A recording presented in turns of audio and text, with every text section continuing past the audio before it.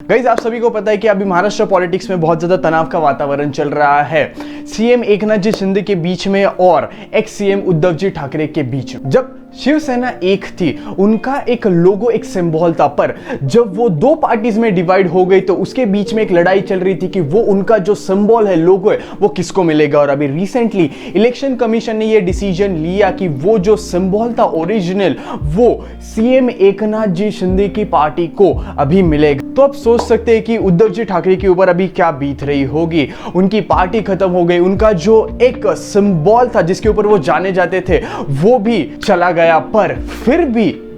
वो इंसान इस डिसीजन के बाद प्रेस कॉन्फ्रेंस बुलाते हैं और तब कहते हैं कि डोंट वरी, हम फिर से कम बैक करेंगे। एक लीडर वो खड़े होते हैं, अपने जो भी पार्टीज के सभी मेंबर्स हैं उन्हें वो बोलते हैं हम काम के ऊपर से लोगों के दिल जीतेंगे, हम और भी ज्यादा काम करेंगे, और भी ज्यादा कुछ ना कुछ नई चीजें करेंगे जिसके ऊपर we will create a insane comeback in this politics. यारो, मैं उस पॉलिटिक्स में पढ़ना नहीं चाहता, पर सिर्फ मैं एक चीज जानता हूं कि अगर एक साधारण इंसान को अगर ये चीज फेस करनी होती ना तो वो शायद सुसाइड भी कर लेता, क्योंकि ये बहुत बड़ी ट्रेजेडी थी। But on the other hand यार, जब वो इंसान इतनी बड़ी ट्रेजेडी को भी मुस्कुरा करके फेस कर सकता है,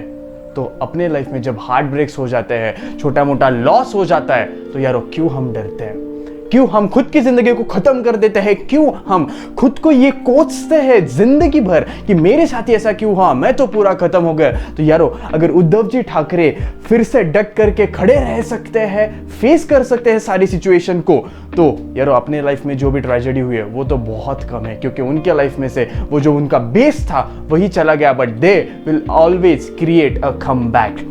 मैं यहाँ पे पॉलिटिक्स के ऊपर तो बात करना नहीं चाहता, हम सिर्फ यहाँ से एक बहुत बड़ी लर्निंग ले रहे हैं। ट्रेजेडी हो जाए हमारे लाइफ में, we will create a comeback.